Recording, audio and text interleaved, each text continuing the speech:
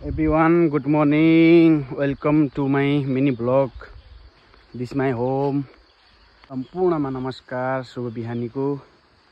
म सुरेन्द्र बोहरा, परशुराम नगरपालिका 5। भगवान परशुरामको जन्मभूमि भगवान परशुरामको तपोभूमि, धार्मिक परिसर परशुराम धाममा रहेको गाउँ परिगाउँ। यो सुन्दर दृश्य म हजुरहरूलाई देखाउँछु।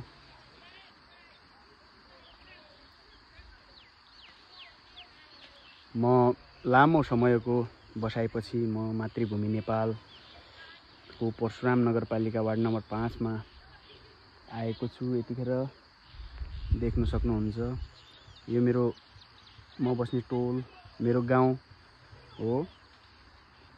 तिहारको अवसरमा म कर्मभूमिदेखि जन्मभूमितिर आएको थिएँ। त्यतिखेरको पनि मैले भिडियो बनाएको थिएँ।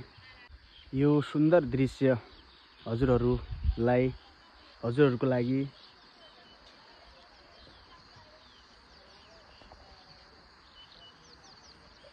एकदमै राम्रो छ। यो मेरो टोल राम्रो छ। यहाँ परशुराम धाम यतै छ। सुन्दर परशुराम नगरपालिकाका 12वटा वडाहरू मध्येमा सबैभन्दा राम्रो सुन्दर दृश्य भएको, भौगोलिक हिसाबले पनि चट्ट मिलिजुली बस्न सक्ने, एकजुट हुन सक्ने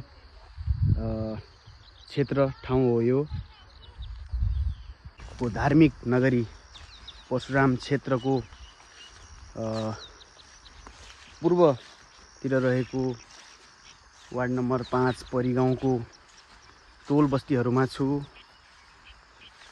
हजुरहरूले देख्न सक्नुहुन्छ यो सुन्दर दृश्य, सुन्दर नजारा धेरै राम्रो छ। सुन्दर दृश्य हजुरहरूको लागि। मेरो घर परशुराम नगरपालिका 5 परिगाउँ, डडेलधुरा दूर दराजमा रहेको गाउँ। सुदूर नेपालको पूर्वदेखि पश्चिमको महाकाली नजिकै बोर्डरमा रहेको परशुराम क्षेत्रमा गाउँ बस्तीहरू टोलहरूमा छु।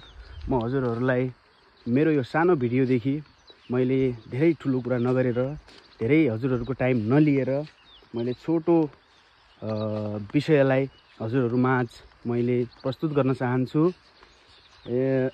स्थानीय तह परशुराम नगरपालिका भन्दा पनि नेपालका सम्पूर्ण नगरपालिका, महानगरपालिका, उपमहानगरपालिका र गाउँपालिकाहरूमा हुने स्थानीय स्तरको विकासका पूर्वाधारका कुराहरूलाई जसरी मानिसहरूले सञ्जालमा देखिरहेका हुन्छन्, सुनिरहेका हुन्छन्, अवलोकन गरिरहेका हुन्छन्, त्यस्तो जुन सामाजिक सञ्जालमा आएको हुन्छ त्यस्तो कुरा प्रत्यक्ष देख्दा त्यस्तो हुँदैन। त्योभन्दा अलि फरक, अलि बेग्लै हुन्छ। र यो विषयलाई सम्पूर्ण युवाहरू जो पनि छन्, शिक्षित वर्गहरूले यो कुरालाई बुझ्नुपर्छ, मनन गर्नुपर्छ, अवगत गर्नुपर्छ कि स्थानीय तहमा हुने कुनै पनि विकास पूर्वाधारका विकासका कुराहरू जेसुकै हुन्, शिक्षा, स्वास्थ्य, खानेपानी, बिजुली, स्थानीय स्तरमा पर्ने मात्रै। केन्द्र र प्रदेशलाई छोडेर हाम्रो देशको भौगोलिक हिसाबले, राजनीतिक हिसाबले, धार्मिक हिसाबले जे जस्तो विषय भए पनि स्थानीय सरकारले डेलिभर गर्ने कुनै पनि कुराहरूलाई जनताहरूले कसरी उपभोग गरिरहेका छन्, पाइरहेका छन्, सेवा पाइरहेका छन्। जस्तै नगरपालिकाको कार्यालयमा जाँदा, प्रशासनमा जाँदा, वडा कार्यालयमा जाँदा त्यहाँका जनप्रतिनिधिहरूले गर्ने व्यवहार, उनीहरूले दिने सेवा, जनताहरूले पाउने सेवा, नेपाल झन्डै 2064 सालदेखि अहिले 2082 सालसम्म नेपाल सङ्घीय लोकतान्त्रिक गणतन्त्रमा गइसकेपछि जनताहरूले पाउने जुन सेवा सुविधाहरू छन्, देशको सिंहदरबारमा पाउने सेवा सुविधाहरू, जनताले घरमै गाउँमै पाउने सेवा सुविधाहरू कस्तो छ भन्ने कुराहरूको पनि म हजुरहरूलाई जानकारी गराउने छु। हामीहरूले भन्न त हाम्रो देश पृथ्वीनारायण शाहले एकीकरण गरे पश्चात देशमा सीमान्तर समस्याहरू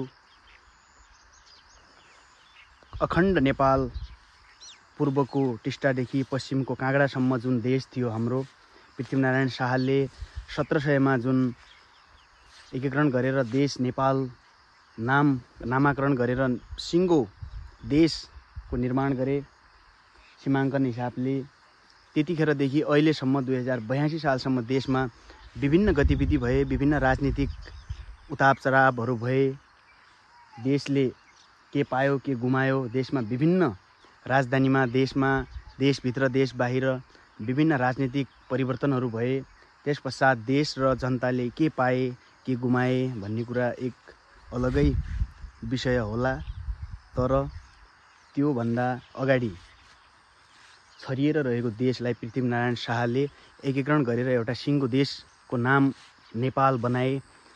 करेन्सी एउटै रह्यो, हाम्रो झन्डा एउटै रह्यो, देशको नाम एउटै रह्यो। त्यसपछि त्यो कालखण्डपछि आउँदै राजाका छोरा, राजाका नाति कालसम्म आउँदा, अहिले ज्ञानेन्द्रसम्म आउँदा 2064 सालसम्म ज्ञानेन्द्र राजा थिए देशमा। र अहिलेसम्म देशले के पायो के गुमायो, कस्तो परिवर्तन भयो, हामी कहाँ हुनुपर्ने थियो, हामी कहाँ चुक्यौँ, हामी कहाँ रोकियौँ, हामीभन्दा पछाडिका विकास उन्मुख राष्ट्रहरू अहिले विकासको मार्गमा कहाँ पुगे र हामी कहाँ छौँ।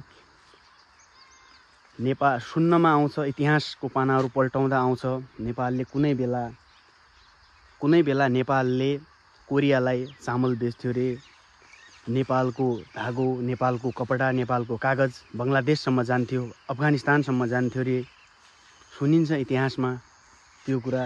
यो देशको समयाङ्कन हिसाबले धेरै राजाहरू आए, राजनीतिक पार्टीहरू आए र अहिलेसम्म देशले के पायो, जनताले के पाए, त्योलाई अलग्गै राखेर हामीले के पायौँ त अहिले आउँदासम्म, हाम्रो देशले के पायो, मैले के पाएँ, त्यही इन्डिया जाने, विदेश जाने, अलिअलि पढ्ने, आइएल्स पाइएल्स पढ्ने, अनि फेरि पैसो लगाउने, विदेश जाने, त्यही छ अहिले। देशमा केही गर्ने, केही गर्नुपर्छ भन्ने जुन परम्परा हुन्छ अरू देशको, त्यस्तो हाम्रो देशमा अब रहेन। मान्छेहरू गाउँ खाली भइसक्यो, मान्छेहरू जो पनि छन् गइसके छोडेर।